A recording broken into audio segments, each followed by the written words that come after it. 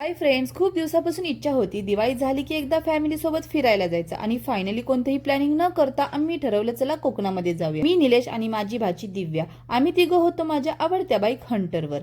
बाकी सगळी फॅमिली होती फोर व्हीलर मध्ये. कसलीही तयारी नाही, कसला प्लॅनिंग नाही, फक्त अचानक एक विचार आला आणि आम्ही कोकणामध्ये निघालो. निसर्गाचं सौंदर्य, रस्त्याच्या दोन्ही बाजूला हिरवाई आणि आम्ही फोटो व्हिडिओ काढत गाणी म्हणत कोकणाच्या दिशेने चाललो होतो. थोडं पुढे गेल्यावर सगळ्यांना जबरदस्त भूक लागली. घाटामध्ये एका ठिकाणी थांबलो, घरून आणलेले डबे काढले आणि तेव्हाच निलेशने आणली गरमागरम भजी. अगदी टेस्टी होती. सगळ्यांनी मिळून 5 ते 6 प्लेट संपवल्या.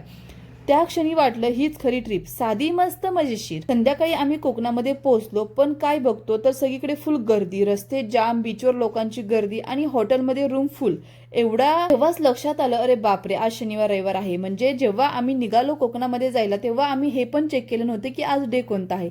एवढ्या प्रॉपर प्लॅनिंग न करता आम्ही कोकणामध्ये गेलो.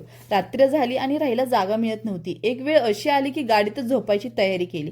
त्या क्षणी मला असं खरंच वाटलं की फिरायला जाताना कोणतं प्रॉपर प्लॅनिंग केलं नाही की फजिती काय होते ते मला त्या दिवशी समजलं.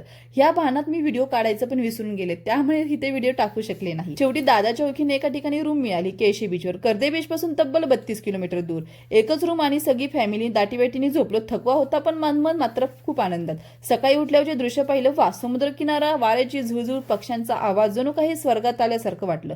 माझं मन दरवर्षी कोकणात जाण्यासाठी कासावीस झालेलं असतं. इतकं सुंदर वातावरण, इतकं शांतता, त्या क्षणी सगळा त्रास विसरलेला असतो. तरीही होती आमची नो प्लॅनिंग कोकण ट्रिप. फजिती झाली पण आठवणी मात्र भन्नाट झाल्या.